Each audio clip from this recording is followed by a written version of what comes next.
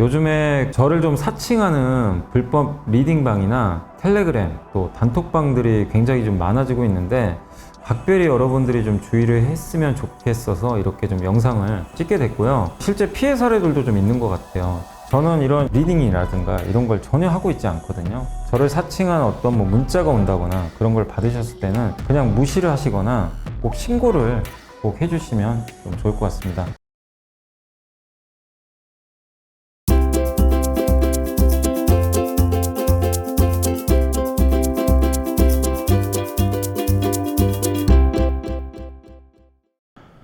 네, 안녕하십니까. 이베스트 투자증권 염승환 이사입니다. 2023년 오늘 7월 10일 시장 함께 읽기 시작하겠습니다. 오늘 오전엔 좀 부진하게 출발을 했는데 장중에는 지금 플러스 유지는 하고 있거든요. 그래서 어쨌든 장 끝나면 제가 다시 한번 좀 시장은 정리 한번 해드리고, 오늘도 보고서들이 꽤 많은데 좀 한번 정리 한번 해볼게요. 일단 요새 효성화학이 좀 부채가 예전에도 한번 제가 상담은 한번 해드렸던 걸로 기억나요. 효성그룹주 내에서 유독 이제 효성화학이 좀 부채가 많긴 하더라고요. 좀 과할 정도로. 근데 그게 지금 이제 좀 부메랑이 돼가고 있는 것 같아요. 요새 CGV도 기억나시잖아요. 너무 부채가 많은 거. 그러니까 이게 고금리 충격을 못 버티는 것 같고, 그래서 그거 리스크인데, 근데 이제 효성그룹이 또 다 빠져버리니까 그거 이제 점검하는 거고요. 삼성전자 이제 2분기 실적, 또 이 공급망 재편이 쏘아올린 요건 이제 큰 흐름을 좀 보시면 좋을 것 같고, 전기차 가격 경쟁 끝났나? 또 LG전자, LG에너지솔루션 실적 발표했죠. SKC가 ISG 인수했고, 건설에 참 정말 일어나서 안 되는 일이 발생한 거죠. 그래서 TKG 휴캠스, 크루그만의 긍정적인 경제 전망, 노벨 이제 경제학상 받은 사람이죠. 그리고 이제 순환매는 좋은 선택이 아니다. 공급망 재편을 부추길 중국의 자원 정치화. 예. 공급망 이번에 갈륨, 게르마늄 맞나요? 예. 그거 이제 관련한 이제 규제 이슈 다뤘고, 그다음에 요새 새마을금고도 많이들 이제 물어보시는 것 같은데 너무 염려할 필요는 없다. 예. 다만 이제 새마을금고 자체가 좀 달라요. 다른 게. 그래서 한번 새마을금고에 대해서 한번 정리를 해 드리도록 하겠습니다. 자, 그래서 오늘 이제 효성그룹이 지난주에 좀 되게 주가 안 좋았는데 효성화학 때문이고요. 효성화학은 뭐 하는 회사냐면은 PPDH라고 하는데, DH가 여기 탈수소 공법이에요. 그걸 이용해서 폴리프로필렌 PP 이걸 만드는데, 프로필렌은 그럼 어디다 쓰느냐? 플라스틱 그 재료입니다. 그래서 플라스틱에 이제 원재료로 들어가는데, 이걸 또 만들려면 프로판을 써요. 프로판. 프로판 가스 들어보셨죠? 예. 그래서 이걸 이제 사우디에서 공급을 받는데, 이게 어쨌든 너무 원재료는 올라가고 수요는 안 좋고, 베트남에 공장을 지어놨는데 이게 공장 가동이 제대로 안 된 거죠. 설비 결함. 그래서 계속 적자입니다. 그러니까 유독 효성 첨단 소재 TNC는 돈은 버는데, 아니 화학은 계속 적자인 거예요. 그러니까 이제 사실 이미 안 좋은 게 알려져 있었죠. 숫자만 봐도. 근데 이제 그래도 이번에 영업이익이나 이런 부분을 봤을 때는 최악은 지나갔대요. 그러니까 본업은 최악은 지나갔다. 왜냐면 원재료 가격 떨어지고, 예, 그 다음에 지금 설비도 좀 정상화되고 있고, 예, 그래서 흑자 전환 가능성은 높아졌다. 이런 내용이고요. 다만 그럼에도 2분기 적자는 더 이어집니다. 그래서 자본 확충이 없을 경우는 자본 잠식. 자본 잠식은 자본 총계가 자본금보다 적은 거. 그러니까 자본금은 뭐예요? 여러분들 이게 재무제표 보실 때 자본금이라고 있잖아요. 자본금은 여러분이 처음에 치킨집을 만들 때 들어간 돈이 1억이면 그게 자본금입니다. 예, 1억 원. 빚 내면 1억 원. 그럼 총 합치면 2억이 자산이죠. 자본 플러스 부채 하면 자산이니까. 그거 가지고 내가 돈 많이 벌어가지고, 예, 회사에 한 1억이 남았다. 그러면 내가 처음에 내 원금이 1억이잖아요. 1억 갖고 시작했는데 1억 벌었어요. 그럼 그 두 개 더하면 2억이죠. 그게 자본 총계예요. 그러니까 정상적인 기업은 자본 총계가 더 커야 되겠죠. 자본 총계는 모든 거 다 제하고 이제 남은 잉여금인데, 그 돈이 계속 회사에 쌓이거든요. 예, 그럼 2억, 3억, 4억. 근데 자본금은 안 바뀌어요. 자본금은 처음 설립한 돈이기 때문에 웬만하면 바뀌지 않습니다. 그러니까 정상적이면 자본 총계가 자본금보다 커야 되잖아요. 근데 자본 잠식은 그게 뒤집인 거예요. 자본금보다 자본 총계가 작아지는 겁니다. 이게 말이 안 되는 것 같죠. 실제 옛날에 삼성중공업도 그랬고 삼성 엔지니어링도 그래서 상폐당할 뻔했잖아요. 저게 이제 자본금 다 까먹잖아요. 자본 총계가 0이 되면 완전 자본 잠식이 돼서 상폐당합니다. 규정이 그렇게 돼 있어요. 이거 위험한 거죠. 그래서 잘못하면 관리 종목 되고 상폐 가능성도 있어요. 이 적자가 계속 이어지면. 그래서 방법은 저걸 만회하는 방법은 돈을 많이 벌어서 자본 총계를 늘리거나 아니면 유상자 하면 돼요. 유상자 하거나 아니면 어디서 자금 빌려오든가 해가지고 어쨌든 지금 이 자본을 보충을 해야 됩니다. 그래서 이 상태면 자본 잠식은 좀 불가피하다. 그래서 이제 유상자 아니면 영구채. 영구채는 채권인데 영구재고로 이제 이자만 갚는 채권이에요. 계속 이자를. 그 이제 자본으로 인정해 주거든요. 그래서 이제 요 둘 중에 하나인데 아마 영구채 발행 가능성은 높게 보는 것 같고, 왜냐하면 지금 시총이 너무 낮아서 유상자 하기가 좀 쉽지가 않다고 합니다. 그리고 이제 이렇게 되면 만약 유상자를 하게 되면 효성 첨단소재나 효성 TNC가 이거 자금 지원하는 거 아니냐. 근데 법에 의하면 불가능하대요. 예.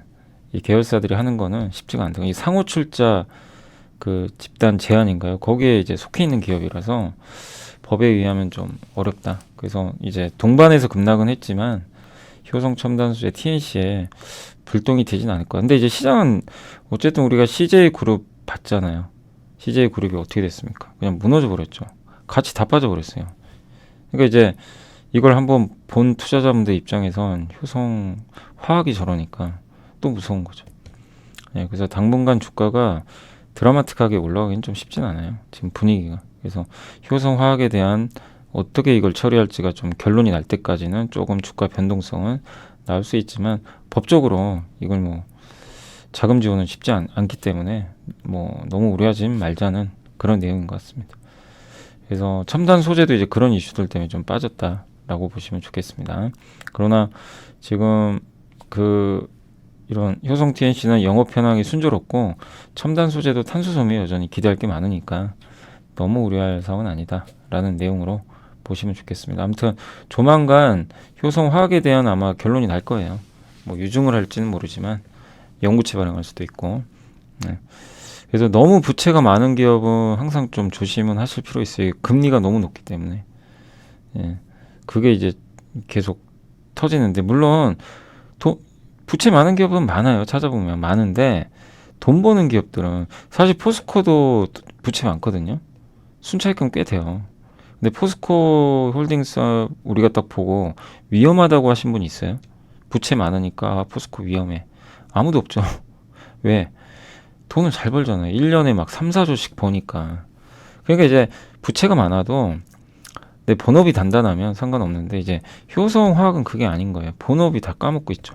CJ, CGV 돈 까먹잖아요. 그러니까 이제 분명, 그러니까 항상 체크하실 건 부채가 일단 안 많은 게 좋은데 기본적으로 돈을 벌면서 부채 많으면 좀 괜찮은데 적자인데 부채까지 많다. 그럼 무조건 그냥 피하셔야 돼요. 예, 그거를 꼭 염두해 두시면 좋겠습니다.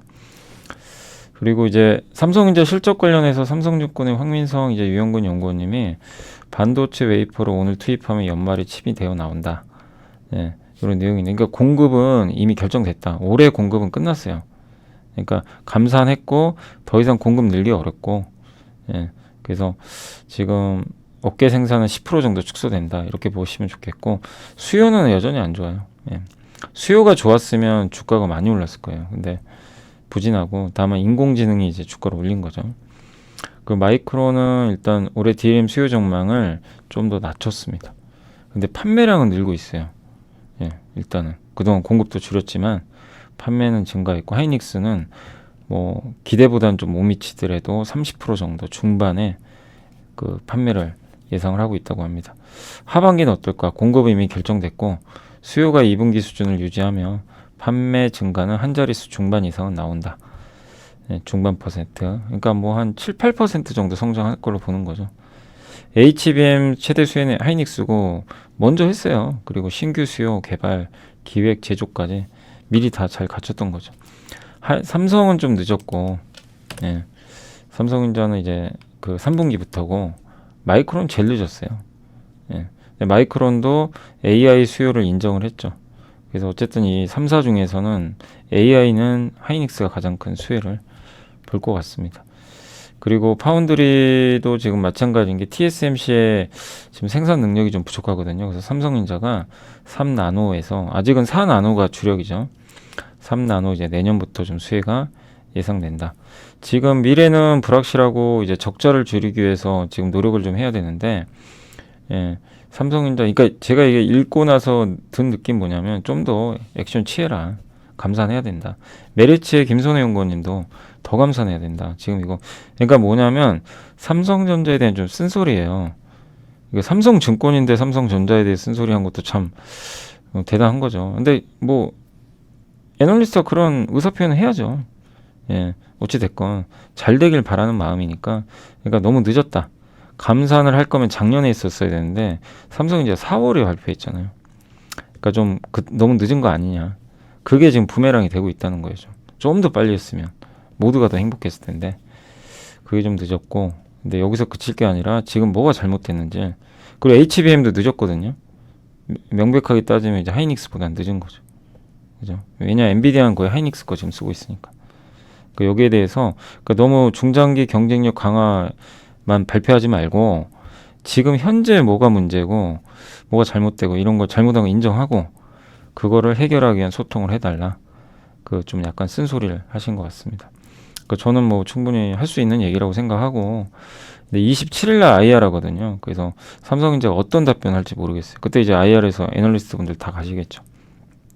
그래서 더 감산을 할 건지 HBM 하이닉스보다 좀 밀리는 것 같은데 어떤 전략을 갖고 있는지, 예, 그런 거에 대한 이제 정확하게 얘기를 해주기를 기대해 보겠습니다. 그래서 삼성전자는 일단 27일이 중요합니다. 그래서 그때까지는 주가는 뭐 좀 등락 과정을 거듭할 것 같아요.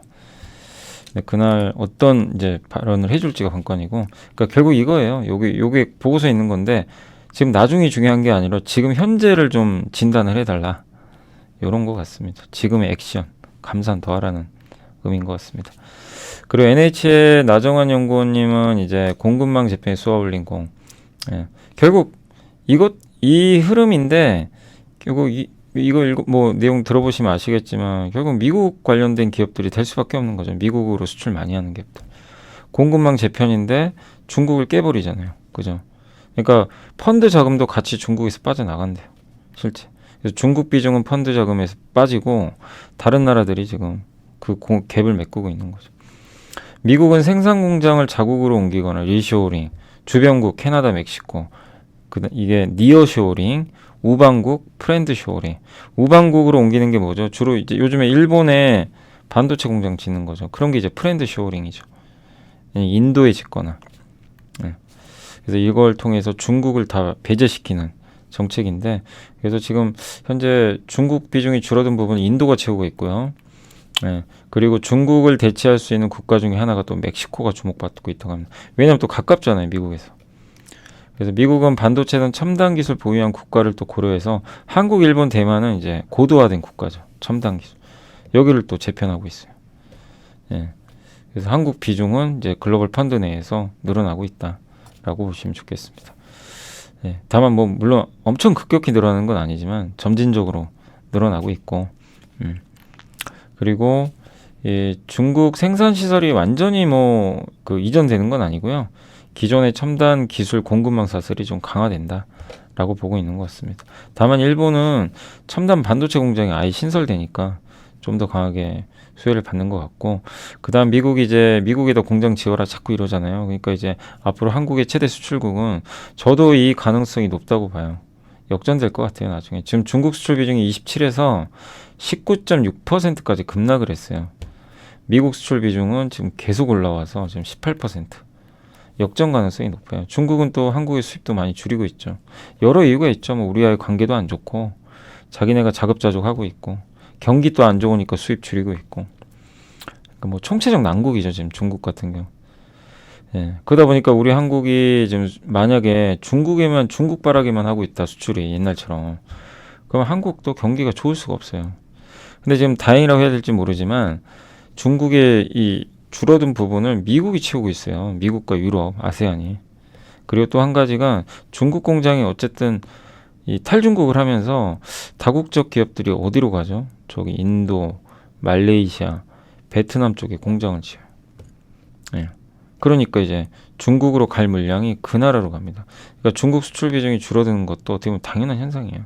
그래서 중국 수출 비중이 줄어드니까 중국 안 좋고 막 이러니까 우리나라 경제 망합니다. 이거는 그렇게 생각하시면 안 돼요. 예. 그럴 이유는 전혀 없고 우리 한국에 보세요. 많은 기업들이 중국에서 잘하다가 망가지고 나서 어떻게 됐는지 제 갈 길 찾아 대표적인 현대차 아닙니까? 현대차가 중국 점유율 10%대가 있었어요. 10년 전에. 지금 1%밖에 안 돼요, 점유율. 근데 중국 점유율 없으니까 현대차 걱정하시는 분 계세요, 지금? 너무 잘하잖아요. 역대급 돈을 벌고 있고 1년에 10조씩 버는데 중국이 없는데도 예, 다 제 살 길 찾아가거든요. 그러니까 기업들 되게 잘하고 있는 거예요. 그런 면에서 보면. 예. 그래서 지금 현재 이제 그 너무 중국 비중 줄어드는 걸 그냥 너무 우려만 하지 말자. 그 내용입니다. 물론 중국이 잘 되면 좋죠. 플러스잖아요, 플러스. 근데 안 되니까 망한다. 이렇게 생각할 필요는 전혀 없는 거죠. 예. 그래서 이제 한국과 중국에 디커플링 되는 거예요. 지수가. 옛날에는 중국 따라다녔잖아요. 근데 요즘에 안 그래요. 그리고 위안화하고 원화의 상관관계도 높았는데 점점 떨어지고 있다. 그래서 보시면 지금 코로나19 이전에 위안화와 원달러 환율의 상관관계가 이게 0.8이었는데 지금 0.46 관계가 많이 줄어들었죠. 그래서 아직까지는 물론 여전히 1등입니다. 중국이 1등이니까 중국 경기가 중요하긴 해요. 그렇지만 점점 이게 이제 중국 비중이 줄어들고 있다. 그리고 이거는 바람직한 현상이에요. 예, 너무 한 국가의 의존도가 높으면 안 됩니다. 다변화될수록 좋아요. 네, 특히 그 나라가 미국과 척지고 있는 나라잖아요. 예, 미국이 때리는 국가니까 공급망. 그러니까 줄여 나갈 필요는 분명히 있어요. 근데 대신에 잘해야 될 건 중국에서 중국을 줄이는 대신에 이 줄어든 만큼은 어디서 채워야 됩니다. 그게 안 되고 그냥 줄기만 하면 그냥 이건 안 좋은 거죠. 근데 그거를 자동차나 2차 전지는 잘했고 다른 업종들도 이제 그런 걸 보여줘야 되겠죠. 예. 안 그러면 뭐 계속 안 좋을 수밖에 없는 거죠. 그래서 예, 중국의 빈자리를 어디서 메꿀 거냐 이게 좀 가장 큰 숙제가 아닌가 생각하고 근데 그걸 잘 메꾸는 기업들 자동차 여기도 나와 있고 또 미국은 전력 인프라 호황이거든요. 이런 기업들은 계속 주목하자는 내용입니다. 한국 대미 대중 수출액 추이가 중국 그냥 줄죠. 미국 늘고 중국 확 꺾이고요. 미국 확 늘고 홍콩과 중국은 합치면 어떻게 보면 이제 같이 중국으로 가는 거예요. 둘 다 꺾이고 있죠. 예. 확실히 중국 비중은 줄고 있고 펀드 내에서 한국 비중도 일단 보시면 이렇게 늘어나고 있습니다. 예. 그리고 여기 보시면 이게 진한색이 중국 비중인데 점점 줄죠. 예. 확실히 인도, 이게 인도입니다. 인구도 이제 인도가 역전했죠. 자, 그리고 이제 전기차 가격 경쟁 끝났나? 전기차 가격 경쟁이 끝났을까요? 글쎄요. 저는 개인적으로 생각은 안 하고. 예. 근데 일단 BYD, 길리, 테슬라 같은 이제 회사들이 중국에서 공정한 시장 질서 유지하자 서약서에 서명했다고 합니다. 근데 비정상적 가격 경쟁 문구가 있었는데 이건 삭제해 버렸대요. 예. 비정상적 가격 경쟁. 요거 삭제했다는 건 계속 할 수도 있다는 얘기죠. 예. 테슬라는 이제 가격 인하를 어쨌든 멈추는 대신 추천인 제도 통해서 판촉 활동을 강화하겠다 뭐 이런 거 같고 뭐 추천인이 뭐 이렇게 내가 테슬라 차 샀는데 그런 건가요? 예. 친구한테 차를 추천하면 뭐 내가 테슬라로부터 보너스 받는 그런 건지 모르겠네. 보통 그런 식이잖아요. 뭐 그건지 모르겠지만 아무튼 그런 이제 판촉 활동 강화하고 있고 테슬라는 주문 잔고가 최저치를 지금 기록하면서 추가 인센티브 제공이 예상된다고 합니다. 폭스바겐은 중국에서 이제 가격 인하해서 점유율 늘릴 걸로 좀 보고 있고 현대 기아도 미국에서 전기차 리스를 좀 확대를 하고 인센티브 제공해서 전기차 점유율을 회복을 하려고 하는 것 같아요. 그러니까 이제 많은 그 자동차 기업들이 가격 인하를 통해서 전기차잖아요. 요걸 통해서 굳이 내연기관차는 인하할 이유가 없죠. 그러니까 전기차를 가격을 인하해서 어쨌든 이제 씨를 뿌리겠다는 거예요. 사람들이 많이 타게 만들어야 돼요. 그래서 그 시가 나중에 가을이 돼서 추수를 해야 되니까. 예. 그러면 사람들이 차를 타게 만들어줘야 되거든요. 그러니까 일단은 이제 가격을 좀 낮추려고 하는 게 아닌가 보입니다. 그래서 저도 계속 이건 진행될 것 같고, 그리고 과거 역사적으로 봐도 이런 이제 전기차, 옛날에 스마트폰 다 어떻게 됐죠? 애플은 좀 독특했지만 가격이 다 떨어졌어요. 처음 스마트폰 나왔을 때 다 비쌌잖아요. 근데 나중에 어떻게 됩니까? 프리미엄 제품 빼고는 다 떨어집니다. 엄청 싼 것도 많아요. 찾아보면. 그죠? 그러니까 이제 전기차도 그런 순으로 갈 수도 있다는 거죠. 나중에.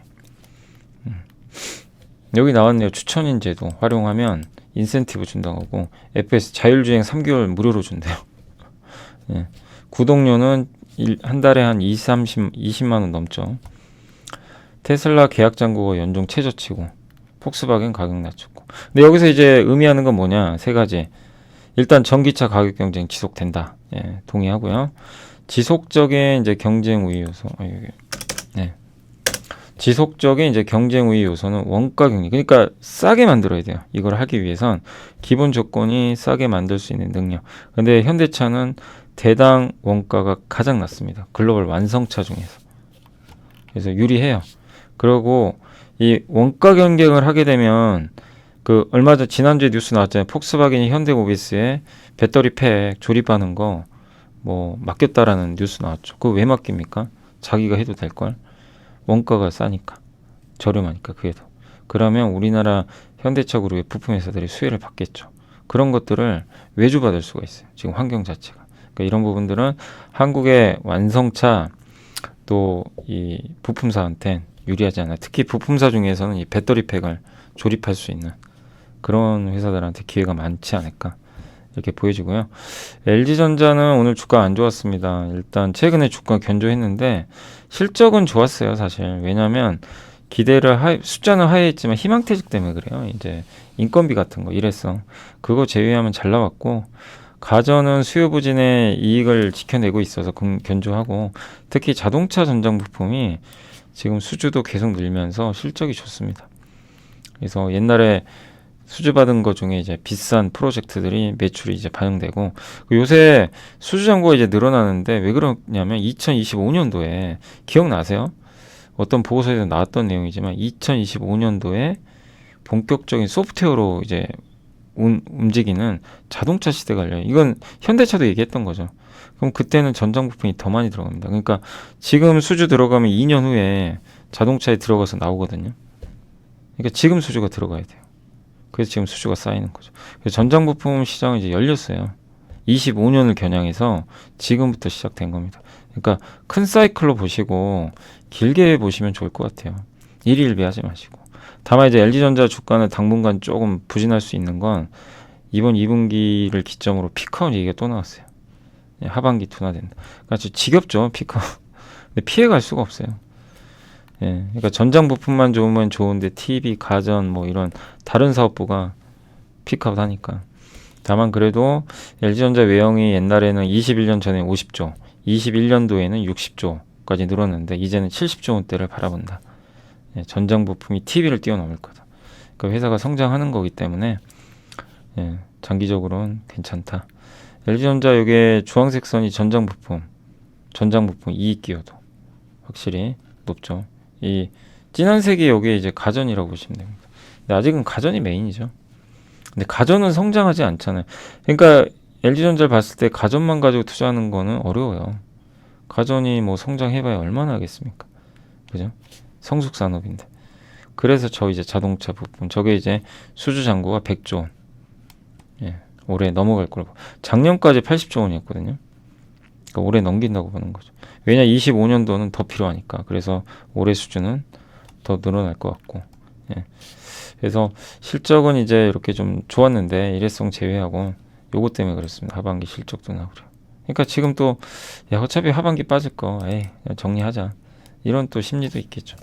그래서 오히려 그런 것들은 또 기회가 되지 않을까라고 생각하고, 기인호흡으로 투자하지 않으시면 예, 이게 지쳐서 떨어져 나가실 수도 있어요.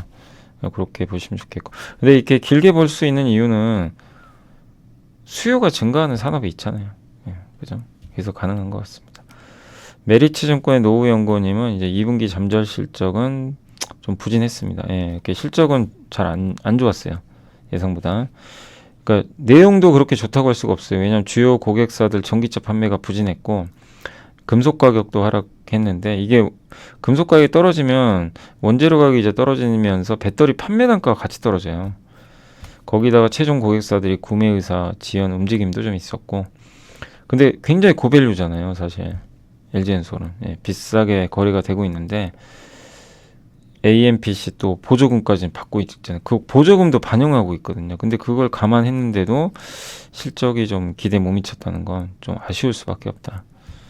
그래서 폭스바겐, 르노, 볼보 신차 출시 지형도 일정됐고 GM의 전기차 판매도 좀 부진하고 그리고 경쟁도 치열해요. 지금 테슬라 공급사가 파나소닉, LG, CATL인데 여기에 BYD가 또 들어올 수도 있다.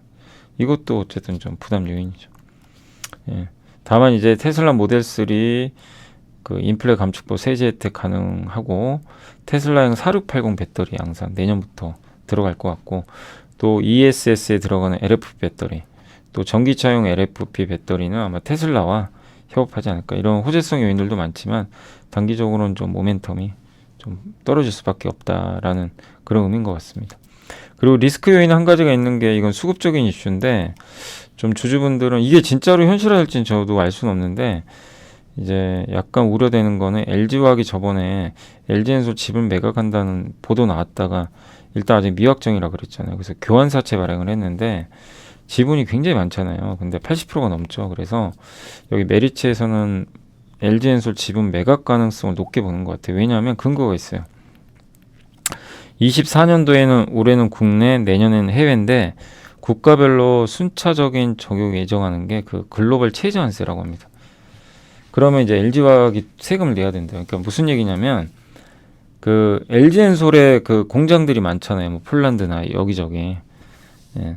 근데 이제 거기서 낮은 세율 적용되는 국가에 그 생산 기술을 갖춘 자회사들이 많잖아요.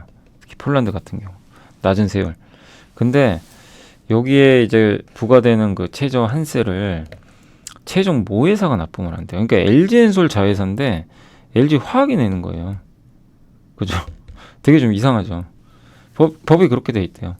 근데 이제 LG화학이 LG엔솔 지분율을 80% 이하로 갖고 가면 지금 80% 넘잖아요. 그러면 뭐 79%다. 그러면은 세금을 안 내도 된다고 합니다. 그럼 LG엔솔이 내야 된대요. 그런 경우. 그러니까 이건 선택의 문제겠죠. LG엔솔로 전이 가능하다는 건 LG화학이 내도 되지만 LG엔솔로 넘겨버릴 수도 있다. 그러니까 이제 양사가 이건 협의할 문제인 것 같고. 그래서 이렇게 되면 LG화학이 지금 투자도 많이 해야 되거든요. 거기다 세금까지 내는 거는 조금 이제 무리가 있을 수 있기 때문에 지분 매각할 수도 있다. 그러니까 이거는 LG그룹이 어떻게 선택할지 모르겠어요. 그러니까 이런 리스크는 좀 고민을 LG엔솔 주주분들은 있다는 건 염두에 두시면 좋겠고 LG화학이 LG엔솔 지분을 너무 많이 갖고 있는 건 사실입니다. 80%면. 그래서 언젠가 저는 개인적으로 언젠가는 팔 수밖에 없다고 봐요. 지분을 줄일 수밖에. 왜냐하면 현실적으로 계속 투자금 들어가니까. 근데 그게 당장은 아니라고 보거든요. 당장 뭐 현실화되진 않겠지만 근데 올해 하반기에는 이런 이슈도 일부 있기 때문에 한번 염두를 해두시면 좋을 것 같습니다. 그래서 지분 매각 이슈는 계속 좀 뭐 체크를 해보셔야 될 것 같아요. 그래서 일단 실적도 좀 부진했고 약간의 그러니까 여기 노 연구원님은 조금 보수적으로 그러니까 제가 읽고 난 느낌이에요. 느낌은 좀 보수적으로 보고 계시지 않나 생각이 됩니다. 그리고 미래에셋증권의 이진호 김태형 연구원님은 SKC 오늘 좀 주가는 오히려 빠져버렸죠. 근데 일단 저는 호재로 보거든요. ISC 인수는 반도체 후공정 사업. 그러니까 지금 SKC는 동박 사업을 하는데 이 동박이라는 게 굉장히 어렵거든요. 만들기가. 이 판을 정말 얇게 만들어야 돼요. 그러니까 아무나 못해요. 그 전기료도 엄청 듭니다. 그러니까 진입 장벽이 굉장히 높아요. 근데 여기서 SKC가 몇 년 안에 세계 1등 하거든요. 생산량으로. 그래서 고생 많이 했죠. 이게 수율 잡고 막 이러느라고. 근데 이렇게 한번 진입 장벽 잡아놓으면 이제 꾸준하게 돈을 벌 수 있는 거죠.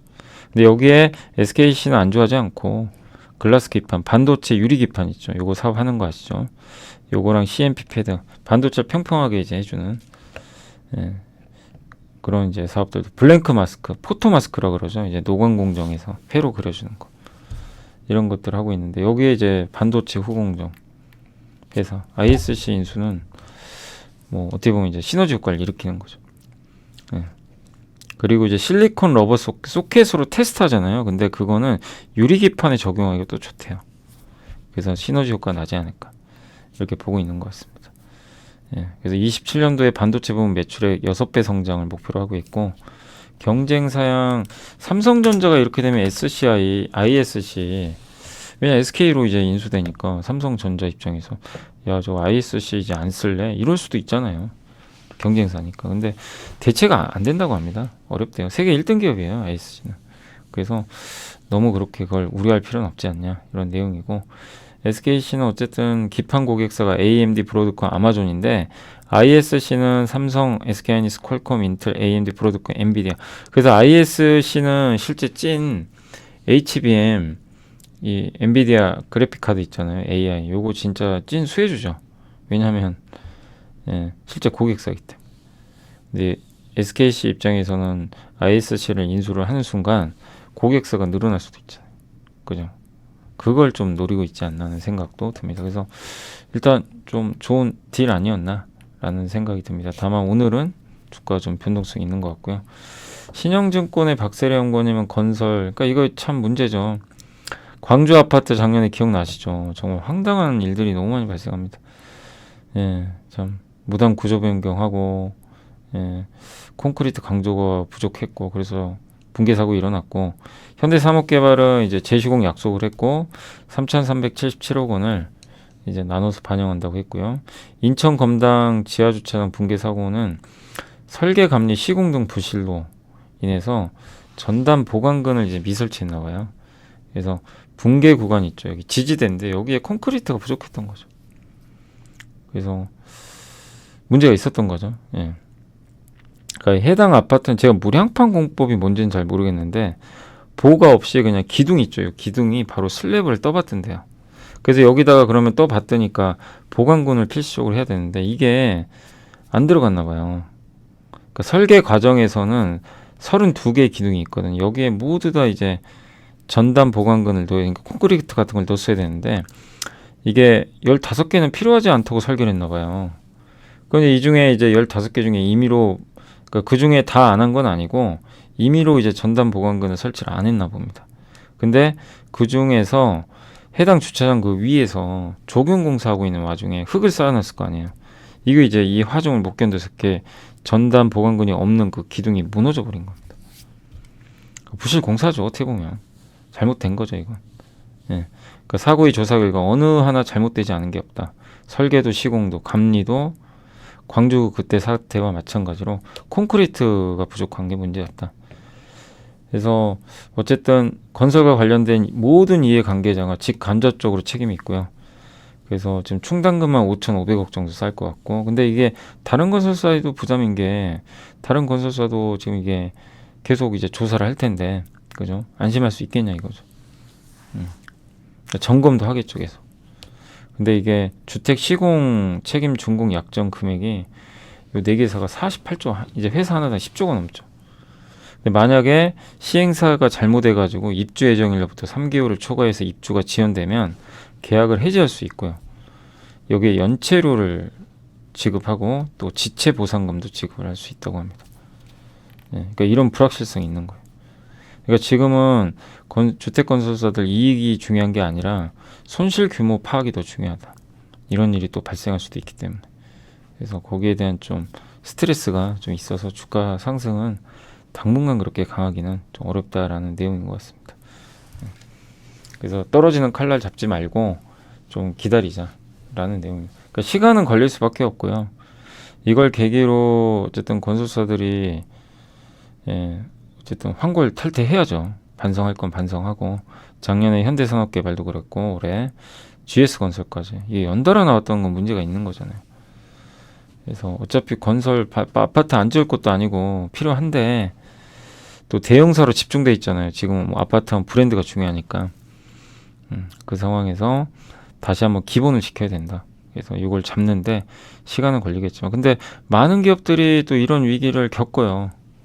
예, 겪고, 근데 거기서 진짜 망가지는 기업도 있고, 그 위기를 어쨌든 잘 극복하고 더 도약하는 기업들도 있거든요. 그러니까 GS건설이 좀 잘 또 도약했으면 좋겠고, 예, 또 그렇게 돼야 다른 건설사들한테도 긍정적으로 작용하겠죠. 아무튼 이번 건은 어쨌든 문제다. 예, 다시 이런 일이 발생하면 안 되고, 예, 어쨌든 다시 한번 좀 긴장하면서, 예, 봐야 될 것 같습니다.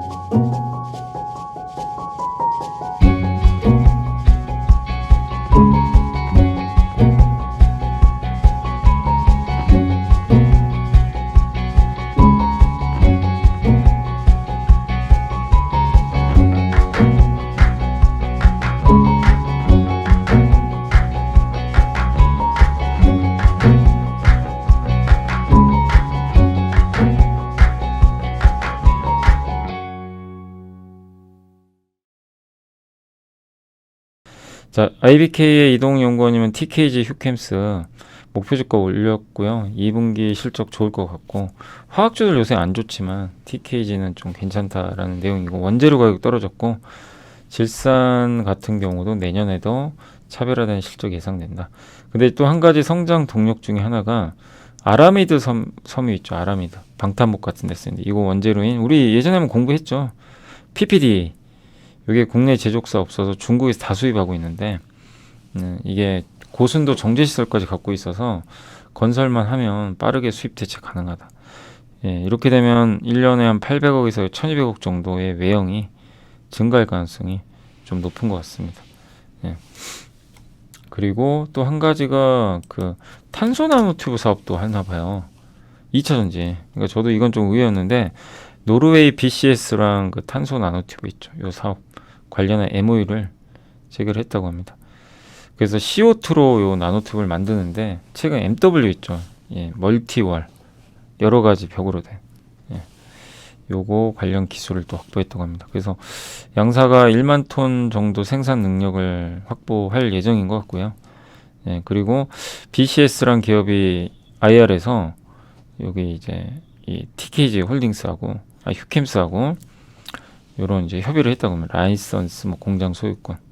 그리고 동사 여기 CEO가 삼성에서 이게 배터리 사업하던 소재 전문가래요. 그걸 영입했던 것도 좀 의미가 있지 않냐라는 그런 내용인 것 같습니다. 아무튼 실적, 이게 영업이익률이 그동안 12, 10, 10.3, 4.8인데 굉장히 놀라운 실적을 냈어요. 영업이익률이. 그러니까 이익률이 증가하고 있다. 저런 건 이제 원재료 비용이 또 떨어졌을 수도 있죠. 예. 그래서 매출이 폭발적으로 막 이렇게 늘었다기보다는, 예, 일단은 이 원가 절감이나 이런 것들의 영향을 좀 받으면서 이익률이 크게 개선됐다 라고 보시면 되겠고, 아무튼 모멘텀이 있어요. 석유화학 기업들은 어쨌든 이런 신규 사업에 대한, 이 회사는 두 개잖아요. 예, 요거 PPDA, 그 다음에 탄소 나노튜브 원재료, 예, 요런 거, 예, 탄소 나노튜브, 예, 탄소 나노튜브 사업, 예, 여기에 관련된 사업을 노르웨이랑 진행하겠다라는 그런 내용인데, 신규 사업이죠. 그러니까 이런 기업들이 석유화학 내에서는 뭐 대안이 될 수밖에 없지 않나, 이렇게 좀 보고 있고요. 그 다음에 크루그만의 긍정적인 경제 전망인데, 크루그만은 이제 케인지언 아세요? 케인지언은 그 경제가 안 좋아지고 뭔가 위기가 오면 국가가 도와주면 된다는 게 케인지언이에요. 정부가 개입해야 된다. 예, 그 성향이 있는 이제 경제학자입니다. 그러니까 정부가, 예, 도와줘야 된다, 이런 논리고요. 주거비가 지금 미국 물가의 근원 물가에 차지하는 비중이 무려 43%입니다. 너무 높죠. 예. 주거비는 여전히 플러스 8% 상승률 기록 중이고, 이게 안 꺾여요. 그러니까 이제 물가 왜곡되고 있다. 주거비는 설문조사를 하거든요. 그러니까 이제 주거비 하락에 대해서 잘 얘기를 안 하는 거죠. 근데 그게 저게 비중이 무려 43이니 너무 왜곡된 거 아니냐. 예. 그래서 이걸 제외하면은 물가가 둔화된 건 확실히 맞대요. 슈퍼코 저걸 제거해. 주거비하고 중고차 가격을 뭐 식품값, 에너지값, 주거비, 중고차 이런 것들 변동성 큰 걸 제외한 거를 슈퍼코어인데 이걸 제외하면 이제 물가가 많이 떨어지고 있다고 합니다. 그리고 실업률과 인플레이션율을 더한 미저리 인덱스라고 있는데 요게 이제 실업률과 인플레이션이 높다는 건 고통스러운 거죠. 고통지수래요. 예. 저게 높으면 안 좋은 거죠. 근데 이제 최근 3%대 중반의 실업률, 4% 소비자 물가 상승을 더하면 7%대 나오거든요. 그래서 고통지수는 본격적인 경기 침체 사인이 전혀 나오지 않고 있다. 이렇게 보고 있는 것 같습니다. 어쨌든 그래서 지금 물가도 이제 크루그만이 봤을 때는 안정화되고 있고, 예. 그리고 고통지수도 안정화되고 있어서 미국 경제는 순항한다라는 또 하나의 시각이니까 참고하시면 되겠고, 헤드라인 물가 미국의 그냥 소비자 물가 상승이 확 떨어졌고 이번 달에 3%대로 떨어질 거예요. 3% 초반 정도까지. 그리고 이제 근원 물가, 에너지하고 이제 상품 가격 뺀 이런 걸 제외한 거고, 슈퍼코어는 이제 거기서도 주거비랑 중고차 가격 빼버린 거. 근데 이게 빨간색이 확 꺾이죠. 예, 그러니까 슈퍼코어도 떨어지고 있고요. 이게 고통지수라고 합니다. 여기 굵은색 빨간색. 예, 코로나 때가 엄청 올랐다가 예, 다시 지금 꺾이고 있죠. 그래서 저희 고통지수 높을 때마다 한 번씩 이제 위기가 왔죠. 후행적이죠, 사실 어떻게 보면. 위기 오고 나서 한 거니까. 어쨌든 예. 저런 고통지수의 하락도 긍정적이지 않냐라는 내용 같습니다. 그다음 순환매는 좋은 선택이 아니래요. 박승현 연구원님이. 그러니까 막 이 업종 저 업종이 막 돌아다니면서 순환하는 거 있죠. 그거보다는 지금은 확실한 업종에서 그 안에서 중소형주를 좀 한번 분석해서 투자 기회를 포착해보자라는 그런 내용인 것 같습니다. 핵심은 뭐냐면 지금 성장주의 핵심이 여기 담겨 있어요. 지금 시장이 원하는 성장주는 이런 거다. 지난 수년 동안 투자를 많이 한 기업인데 그 투자가 성공적으로 지금 결과물이 나오는 기업들, 아니면 나올 것 같이 보이는 기업들, 이거에 집중하자. 이게 성장주라고 합니다. 그러니까 유통주나 미디어주가 옛날에 몇 년간 이 언택트 시대 맞아가지고 온라인 투자를 많이 했잖아요. 근데 이마트도 그렇고 GS 리테일도 그렇고 지금 결과물이 없어요. 별로. 온라인 사업과. 예. 그러니까 이제 그런 투자 집행이 좀 성공했는지 여부가 가장 좀 중요하지 않나라고 이렇게 좀 얘기를 해줬습니다. 그러니까 돌아와야 된다는 거예요. 투자한 만큼. 그래서 반도체, AI, 배터리 다 인정하죠. 예. 투자한 만큼 지금 성과 나오고 있고. 예.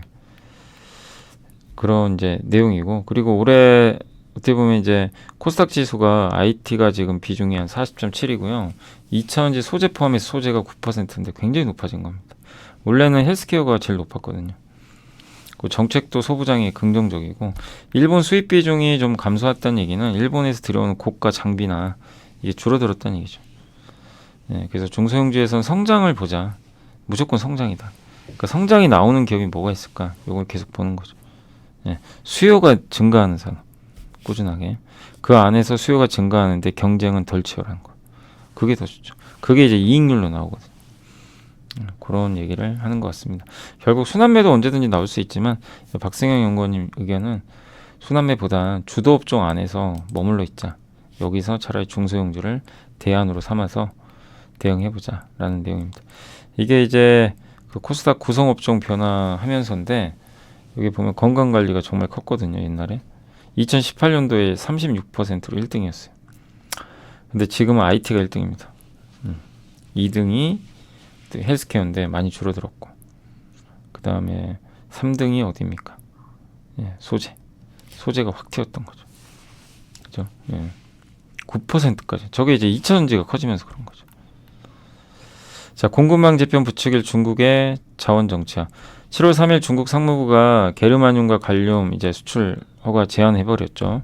4차 산업혁명 반도체 OLED에 많이 들어가고요. 중국 공급이 높아요. 그래서 좀 우려감이 커지고 있습니다. 그래서 작년에 미국이 중국 반도체 수출 규제한 거, 그거 보복 아니냐라고 보고 있는 것 같고요. 게르마늄과 갈륨은 중국산을 대체할 수 없다고 좀 보기 어렵다고 합니다. 그러니까 중국산도 있지만 충분히 좀 대체가 좀 가능하다, 이렇게 보고 있는 것 같고, 왜냐하면 게르마늄은 아연 공정에서 나오고요, 갈륨은 알루미늄. 예.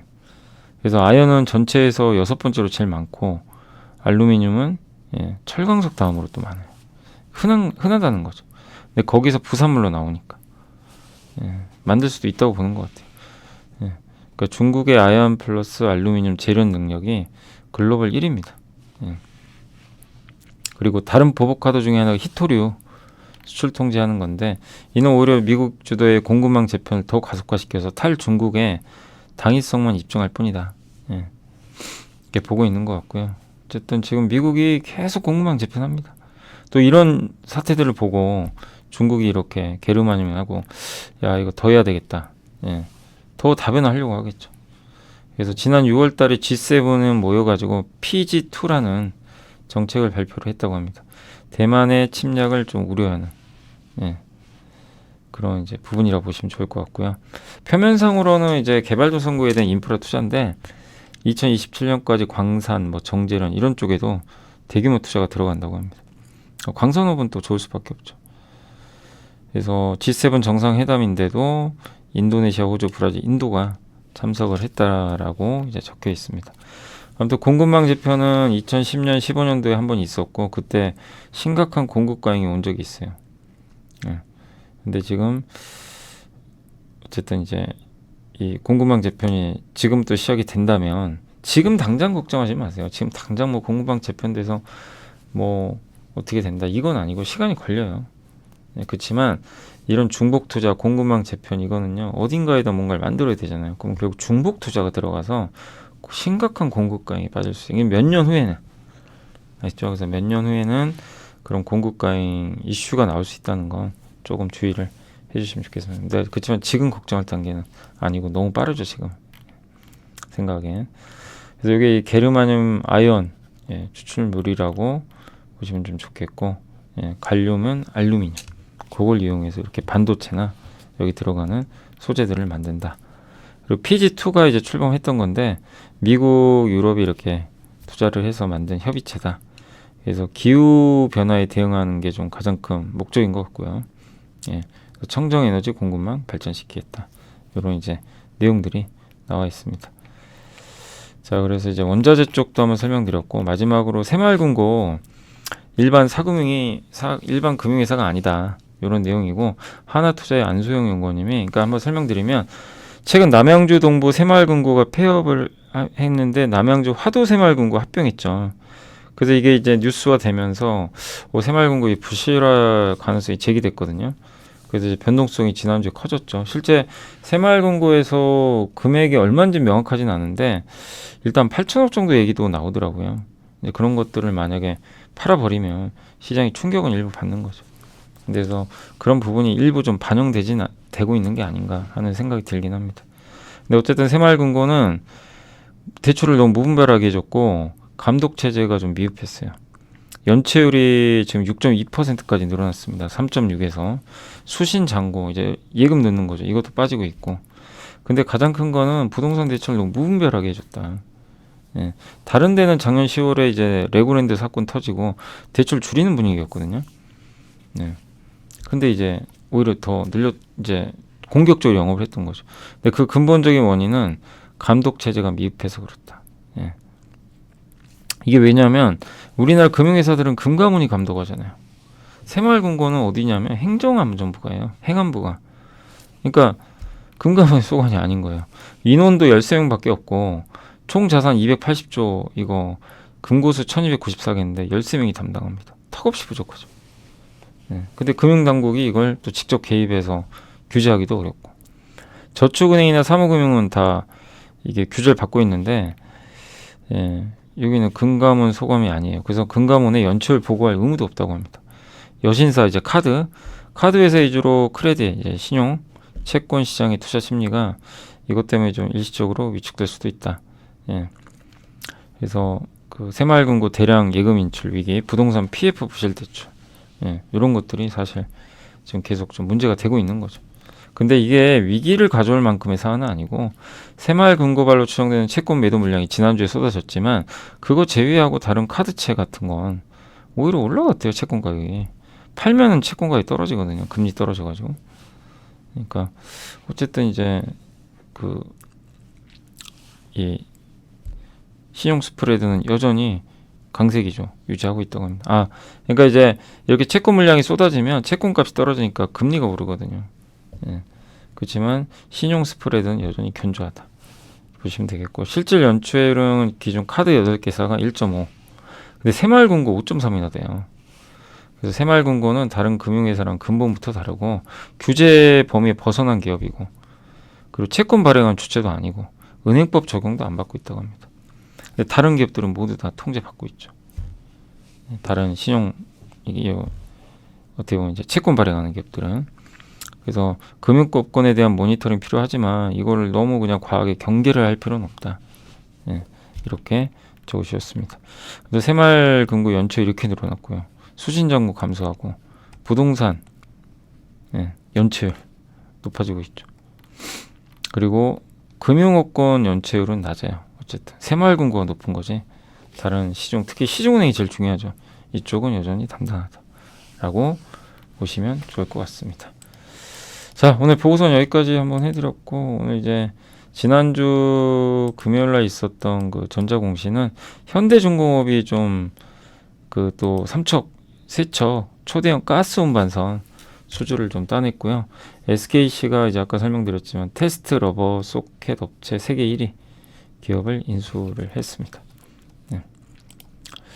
그리고 이제 내부자 매수로는 동서의 김종희 부사장님이 꾸준하게 매수를 해서 이번에도 굉장히 많이 샀습니다. 14억 정도.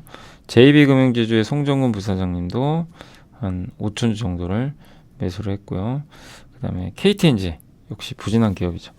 여기도 꾸준하게, 그러니까 JB금융, KTNG, 동서는 모두 다 기존에도 지금 내부자 매수가 있는데 지금도 꾸준히 들어오고 있다라고 봐주시면 일단 좋을 것 같습니다. 자, 이제 시장이 좀 마감이 됐고요. 오늘 이제 국내 증시는 오후에 결국엔 또 힘을 못 쓰고 무너지고 말았습니다. 그래서 지금 시장에 힘이 굉장히 없어요. 너무 약하죠. 그러니까 약세장이 이제 6월 초부터 진행이 됐고 지금 4주 연속 하락했고 증시는 지금 5주째 부진한 흐름입니다. 코스닥도 지금 굉장히 좀 위축되고 있고, 사실 아시겠지만 코스닥도 지금 뭐 에코프로나 에코프로 비행 같은 몇몇 대형주 빼면은 그냥 급락 종목이 수두룩합니다. 그러니까 시장이 지수가 이 정도 버티고 있는 거는 이제 대형주의 힘이고, 나머지 기업들은 뭐 거의 그냥 신저가에 있는 기업들도 굉장히 많은 편인 것 같아서 지수와 무관하게 좀 편차가 되게 심한 그런 장세가 오늘도 펼쳐지고 있고, 오늘 외국인 기관 양시장 모두 다 이제 매도를 해버렸고요. 연기금이 조금 방어는 좀 일부 해줬던 것 같습니다. 그래서 오늘 시장 수급상 좋지는 않았고요. 외국인들이 오늘 좀 많이 팔았던 건 전기전자, 그동안 많이 샀던 반도체를 팔기 시작했습니다. 반면에 금융주, 건설, 이제 완전히 왕따 당한 업종들 있죠. 너무 많이 빠져가지고 그쪽을 매수하고 있어요. 그러니까 외국인들은 주도주 팔고, 물론 단기적일 수 있겠지만 방향을 좀 바꿨다 이렇게 보시면 되겠고, 오늘 일단 섹터 쪽으로는 광고가 좋았던 게 그 스레드인가요? 그 혹시 이제 페이스북에서 만들었던 트위터를 겨냥해서 만든 SNS인데 그게 뭐 어마어마하게 요즘에 가입자가 는다고 하니까 이제 거기에 그런 것들이 또 이제 나오면 새로운 또 광고가 들어갈 거 아니에요. 그래서 광고 관련주가 오늘 급등했습니다. 다만 이제 이런 이슈로 올라갔다면 저는 오히려 이게 어떤 효과를 줄지 솔직히 잘 모르겠어요. 예. 우리나라 기업들이 실제로 어떤 광고를 할지. 그래서 지금 오히려 좀 이렇게 올라간 거는 조금 경계를 하셔야 됩니다. 예. 오히려 만약에 이런 기업들이 주가가 일부 올라갔다 그러면 조금 현금할 필요도 있겠죠, 사실. 예. 왜냐면 그냥 단지 기대감 뿐이거든요. 그거 조금 중소그래서 광고기획사들 조금, 물론 이제 대형사들 뭐 이노션이나 제일기획에는 큰 영향은 없어요. 근데 이제 중소형주들한테 영향을 많이 주니까 좀 단기 급등한 기업들은 조금 오히려 보수적으로 보는 게 맞는 것 같고요. 오늘 건설주가 너무 안 좋았죠. 그동안 뭐 아시겠지만 GS건설부터 해가지고 오늘 또 보험건설이 특히 좋았잖아요. 예, 이쪽이 가장 이제 부진하던 섹터들인데 오늘은 오랜만에 살아났습니다. 그리고 오늘 중소형 건설 대표주도 좀 회복이 좀 됐고, 특히 대우건설이 뭐 독보적이었던 것 같고요. 생명보험, 뭐 손해보험 회사들도 오늘 다 좋았습니다. DB 손해가 좀 많이 올랐네요.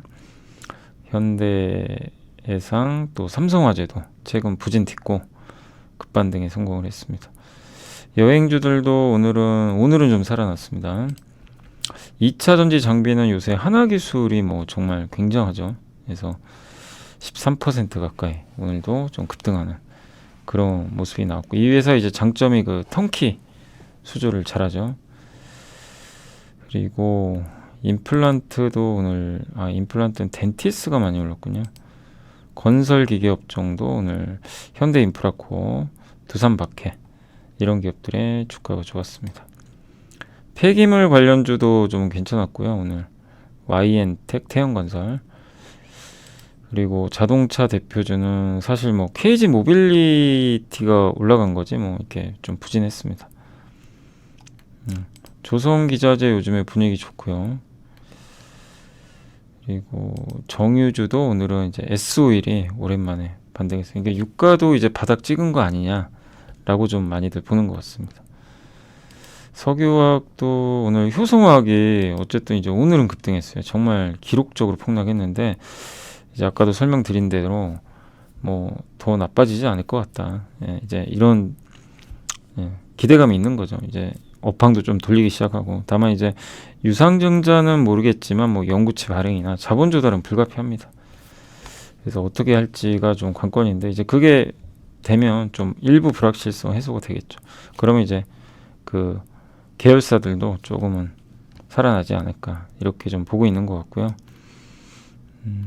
그리고 오늘 전선업체 괜찮았고요. 웹툰 관련주, 방산업체도 오늘 그 하나 에어로스페이스가 루마니아에 뭐 이제 자주포 수출했다라는 이제 뉴스가 나와서 일단 긍정적이었습니다. 오랜만에 면세점 기업들도 좀 분위기 조금 살아나고 있고요. 이번에 이제 현대백화점은 그 공개 매수하는 거 아시죠? 그 지주회사가. 아무튼 그 부분은 현대백화점한테는 긍정적이에요. 불확실성이 해소되기 때문에. 영화 관련주도 오늘은 오랜만에 CGV가 좀 반등에 성공했습니다. 그러니까 오늘 보면 좀 아쉽죠. 왜냐면 그렇다고 급등한 것도 아니잖아요. 막 급등하고 막 이런 건 아닌데, 그래도 이제 이렇게 완전히 그 폭락했던 기업들이 오늘은 일단 살아났어요. 그게 오늘 시장의 좀 특징인 것 같고, 타이어에서 이제 효성 첨단 소재 이런 기업들이 일부 반등을 좀 해줬습니다. 그러나 이제 오늘 한국을 대표하는 기업들의 주가는 좀 안 좋았습니다. 주도주들, 미용 의료기기 오늘 좀 그동안 많이 올랐다가 급락해. 메디톡스는 오히려 승소를 했는데 도대체 이게 종잡을 수 없는 기업이에요. 이겼잖아요. 대웅제약에. 아니 대웅제약이 아니라 그 식약처. 그때 대웅제약한테 한번 이겼고 식약처 이번에 소송에서도 이겼는데, 와, 주가는 도저히 뭐 예상이 안 됩니다. 그러니까 이긴 건 맞는데 주가는 오히려 빠지는. 그래서 좀 변동성이 너무 큰 것 같고, 그리고 오늘 일단 미용 의료기기는 다 안 좋았어요. 다 동반해서 급락했고 반도체 안 좋았습니다. 오늘 뭐 여기 보면 텔렙치스, 이미지스, AI 쪽 있잖아요. 그 이쪽 관련 기업들 다 급락해 버렸습니다. 반도체, 재료, 3D 낸드 다 안 좋았고요. 한마디로 오늘 반도체 HBM 관련주들은 충격파를 그대로 받았고, ISC는 이제 SKC에 인수됐잖아요. 근데 그게 이제 어떻게 보면 뭐 삼성전자한테서 물량 못 받는 거 아닌가, 이 우려감도 좀 있는 것 같고, 오히려 주가 급락해 버렸고, 유증을 해요. 삼자배정 주식이 희석됩니다. 이 두 가지가 좀 악재로 작용하는 것 같습니다. 그러니까 오히려 이제 이벤트가 발생하니까 주가 빠져버리는. 그러니까 정말 이것도 참 어렵죠. 그리고 동진세미캠은 그 이슈가 좀 있었던 것 같아요. 그 전환사채 발행하는 거 아니냐. 아까 뉴스가 잠깐 나오더라고요. 자금 조달 2차 전지 투자한다 그래서 그런 이슈가 좀 아까 뉴스에 좀 잠깐 나왔던 것 같습니다. 아마 그래서 좀 흔들렸던 것 같아요. 최근에 또 워낙 많이 올랐고요. 이게 OLED까지 하니까 보시다시피 단기에 이렇게 급등하고 좀 조정을 받는. 그러니까 정말 이게 정상입니까, 그죠? 움직이는 모습 보시면 지극히 비정상이죠. 예. 너무 변동성이 큰 것 같습니다. 오를 땐 좋은데 이게 빠질 땐 참 어려운 것 같고요. 그리고 반도체 재료 뭐 낸드, 한솔케미칼, 한양 ENG 이 정도만 버텼고 다 안 좋았습니다. 이제 HBM 관련주들 다 급락하고 있어요 지금.